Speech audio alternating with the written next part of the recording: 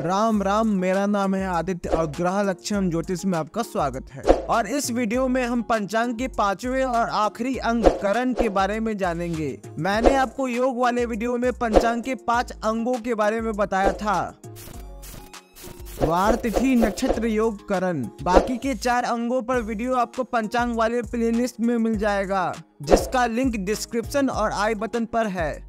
देखिए, यहाँ करण को जानने से पहले हमें तिथि का कॉन्सेप्ट क्लियर होना चाहिए। देखिए, ये सूर्य है, ये पृथ्वी है और ये चंद्रमा। मैंने तिथि वाले वीडियो में आपको बताया था कि जब सूर्य और चंद्रमा के बीच की डिग्री का अंतर 0 होता है तब अमावस्या होता है, और एक अमावस्या से दूसरे अमावस्या के बीच की दूरी चंद्रमा 30 दिनों में पूरा करता है। इसीलिए हम इस दूरी को 30 बराबर भागों में बांट देते हैं, और यह 30 बराबर भाग कुछ और नहीं बल्कि तिथियां हैं। 15 तिथियां शुक्ल पक्ष कहलाती हैं तथा 15 तिथियां कृष्ण पक्ष कहलाती हैं। और जब हम 360 में इन्हीं 30 बराबर भागों को डिवाइड करते हैं तो एक तिथि 12 डिग्री की आती है, यानी कि एक तिथि का विस्तार 12 डिग्री का होता है। अब जब इसी 360 डिग्री के सर्कल को 30 के बजाय 60 बराबर भागों में बांट दिया जाए तो एक भाग का ड्यूरेशन 6 डिग्री होगा, और यह 60 बराबर भाग कुछ और नहीं बल्कि करण है। और यह है इन करणों के नाम। हम इन 60 करणों को इस प्रकार भी लिख सकते हैं। सिंपल शब्दों में तिथि के आधे भाग को ही करण कहते हैं। एक तिथि में 2 करण होते हैं। तिथि का ड्यूरेशन 12 डिग्री होता है, जबकि करण का ड्यूरेशन 6 डिग्री होता है। मैंने आपको तिथि वाले वीडियो में बताया था कि चंद्रमा के लॉन्गिट्यूड में जब सूर्य का लॉन्गिट्यूड घटाते हैं और पूरे को जब 12 से भाग करते हैं तो तिथि निकल कर आती है। करण निकालने के लिए हमें बस 12 की जगह 6 से भाग करना है। अब यदि आपने यह वाला वीडियो देखा होगा तो मुझे आपको फिर से बताने की आवश्यकता नहीं है कि मैंने सूर्य और चंद्रमा के लॉन्गिट्यूड्स को डिग्री में कैसे बदला। चलिए अब वैल्यू को पुट करते हैं। 95 - 10 85 होता है। 85 को जब 6 से डिवाइड करते हैं तो 14.1666 आता है। क्योंकि अब कोई करण पॉइंट में तो होता नहीं है, इसलिए हम पॉइंट हटाकर 1 जोड़ेंगे, आंसर आएगा 15। अब देखिए, इस टेबल में 15 विषुवतीकरण को दिखा रहा है। यह विषुवतीकरण शुक्ल पक्ष की अष्टमी का फर्स्ट हाफ यानी पूर्वार्ध है। अब इसी एग्जाम्पल में सूर्य की डिग्री चंद्रमा से ज्यादा होगी, तब क्या करें? इस कंडीशन में बस आपको 360 प्लस कर देना है। अब चलिए वैल्यू को पुट करते हैं। 10 + 360 बराबर 370। 370 - 95 275। 275 को जब 6 से भाग करेंगे तो 45.833 आएगा। अब जब पॉइंट हटाकर 1 जोड़ेंगे तो 46 आएगा। अब इस टेबल में 46 कौलव करण को दिखा रहा है, जो कि कृष्ण पक्ष की अष्टमी तिथि का सेकेंड हाफ यानी उत्तरार्ध है। अब देखिए, शुक्ल पक्ष की प्रतिपदा तिथि के फर्स्ट हाफ में जब सूर्य और चंद्रमा के बीच की दूरी 0 से लेकर 6 डिग्री के बीच में होती है तो किंतुग्न करण होता है। यह सबसे पहला करण है। उसके बाद बव, उसके बाद बालव, उसके बाद कौलव, उसके बाद टैटुल, उसके बाद गरिज, उसके बाद वनिज और फिर विषुवतीकरण आता है। और विषुवती के बाद फिर से बव, बालव, कौलव, इनका सेट चलता रहता है। अब देखिए, यह 60 करण बार बार रिपीट हो रहे हैं, परंतु शकुनी, चतुष्पाद, नाग और किंतुग्न करण केवल एक ही बार आते हैं।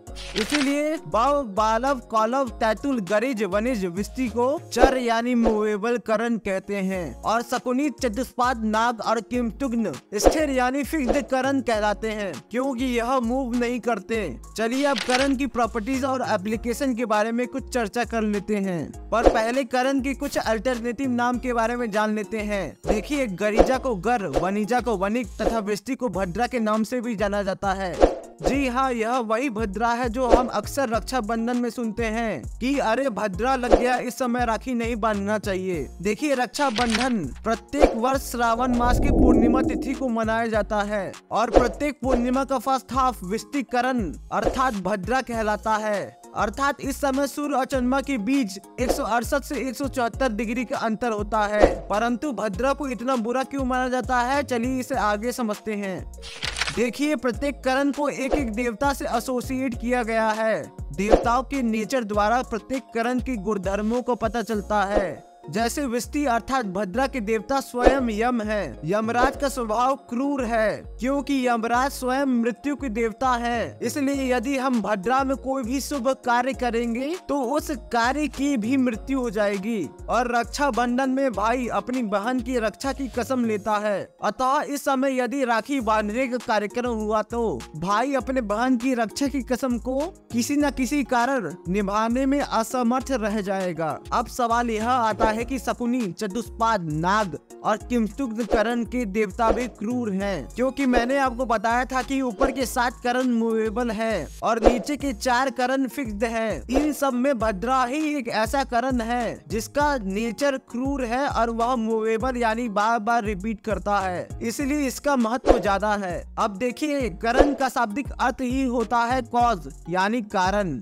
अर्थात आप जो भी एक्टिविटी करते हैं यदि उसमें करण का सपोर्ट नहीं है तो आपको किसी भी चीज की प्राप्ति नहीं होगी। इसलिए हम नहीं चाहते हैं कि हम जिस करण में जन्मे हैं उसके देवता हमसे नाराज हो जाएं। जीवन में सफलता पाने के लिए यह परम आवश्यक है।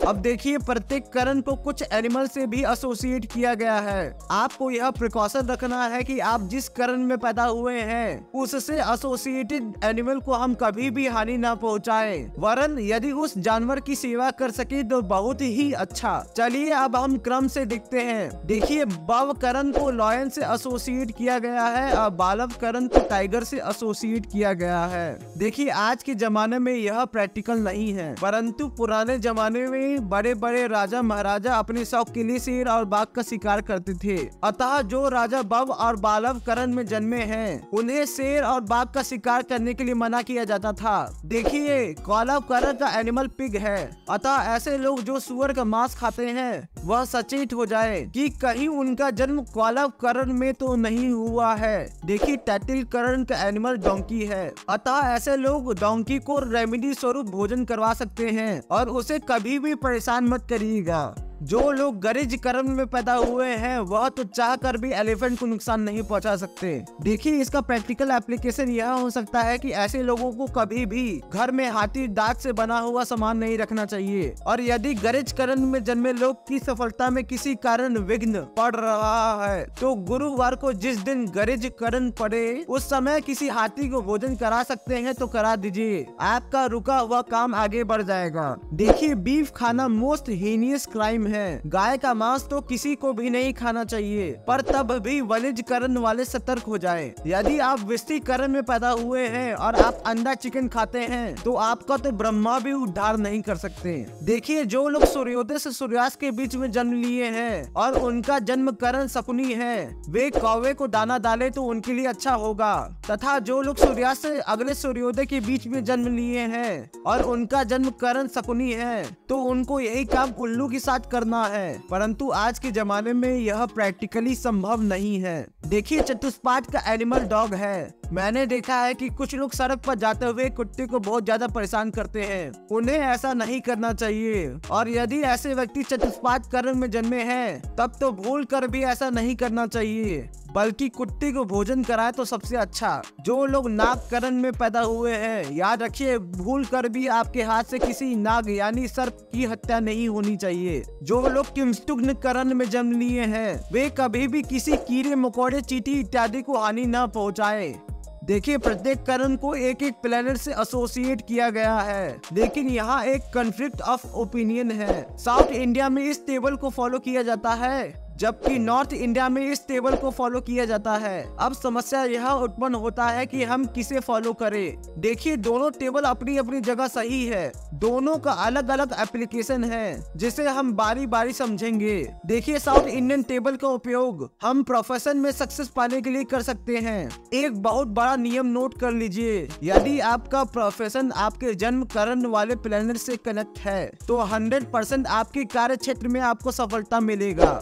अब मेरा ही एग्जांपल ले लीजिए। मेरा जन्म चतुष्पाद करण में हुआ है। चतुष्पाद करण को जुपिटर यानी गुरु से एसोसिएट किया गया है। मेरे कुंडली में गुरु 9th हाउस में स्थित है। एक तो गुरु स्वयं टीचिंग गाइडेंस इत्यादि को इंडिकेट करता है और 9th हाउस भी टीचिंग गाइडेंस इत्यादि को इंडिकेट करता है। और आप सब तो देख ही रहे हैं कि मैं कौन सा काम कर रहा हूँ। देखिए, आपके जन्म करण का स्वामी आपकी कुंडली में बहुत फेवरेबल प्लेनेट होता है। जो भी व्यक्ति मांगे मांगलिक है, यदि वह भव करण में पैदा हुआ है तो उसे मांगलिक होने का बुरा प्रभाव नहीं मिलेगा, क्योंकि भव करण मंगल से एसोसिएटेड है। जो भी कौलव और शकुनी करण में पैदा हुए हैं उनके लिए शनि की 7.5 दूसरों से बहुत ज्यादा कम चैलेंजिंग होगी, वरन अच्छी भी जाएगी, क्योंकि यह दोनों करण शनि से एसोसिएटेड है। देखिए, नॉर्थ इंडियन टेबल का उपयोग हम उपाय में मुहूर्त चयन के लिए कर सकते हैं। जैसे किसी को करण का बुरा प्रभाव मिल रहा है तो वह व्यक्ति अपना उपाय नॉर्थ इंडियन टेबल वाले प्लेनेट के दिन से शुरू कर सकता है। जैसे कोई भव करण में पैदा हुआ है और उसे उसके बुरे प्रभाव मिल रहे हैं तो वह रविवार को यह उपाय कर सकता है, क्योंकि भव करण नॉर्थ इंडियन टेबल में सूर्य से एसोसिएटेड है। इसी प्रकार बालव करण के लिए मून यानी सोमवार, बालव करण के लिए मार्स यानी मंगलवार एंड सो ऑन। यहाँ देखिए, शकुनी करण के लिए लग्नेश यानी आपके जन्म पत्रिका में फर्स्ट हाउस में जो राशि लिखी गई है उसके स्वामी वाले दिन। चतुष्पाद करण के लिए चतुर्थेश यानी फोर्थ हाउस में जो राशि लिखी गई है उसके स्वामी वाले दिन। नाग करण के लिए सप्तमेश यानी 7th हाउस में जो राशि लिखी गई है उसके स्वामी वाले दिन। और किमस्तुग्न करण के लिए दशमेश यानी 10th हाउस में जो राशि लिखी गई है उसके स्वामी वाले दिन उपाय शुरू कर सकते हैं। जैसे कि मेरा जन्म चतुष्पाद करण में हुआ है, यदि मुझे उपाय करना है तो मैं अपनी कुंडली में 4th हाउस देखूंगा। मेरी कुंडली में चतुर्थ भाव में 5 नंबर की राशि अर्थात सिंह राशि स्थित है, जिसका स्वामी रवि अर्थात सूर्य होता है, इसलिए मैं रविवार को उपाय कर सकता हूँ। अब एक और चीज मैं आपको बता देता हूँ, मैं मुहूर्त की शुभता को बढ़ाने के लिए वह दिन चुनूंगा जिस समय चतुष्पाद करण भी हो और रविवार भी हो, तो मुझे उपाय के शुभ फलों की प्राप्ति जल्दी और आसानी से हो जाएगी। मैंने जो जानवरों की सेवा के उपाय आपको बताए हैं वह आप इसी प्रकार शुरू कर सकते हैं। देखिए, जे ओरा में यहाँ करण दिखा रहा है और उसके बगल में उसका स्वामी दिखा रहा है, परंतु यह स्वामी ग्रह नॉर्थ इंडियन टेबल से है। साउथ इंडियन स्वामी ग्रह देखने के लिए आप मेरे द्वारा दिए गए टेबल का उपयोग कर सकते हैं। देखिए, दिक पंचांग में यहाँ करण दिखा रहा है, परंतु इसमें करण का स्वामी ग्रह नहीं दिखाएगा। करण के स्वामी ग्रह को जानने के लिए आप मेरे द्वारा दिए गए टेबल का उपयोग कर सकते हैं। दिक पंचांग के इस पेज का लिंक डिस्क्रिप्शन में है। देखिए, इसी के साथ पंचांग का इंट्रोडक्शन सीरीज खत्म हो गया। आशा करता हूँ आपको मेरा यह वीडियो पसंद आया होगा, कुछ नया सीखने को मिला होगा। अब यदि आपको मेरा यह वीडियो पसंद आया है तो मेरे इस वीडियो को लाइक और शेयर करिए, मेरे चैनल को सब्सक्राइब करिए और बेल आइकन भी दबाइए। चलिए अब मिलते हैं किसी और एनिमेटेड वीडियो में। जय श्री राम।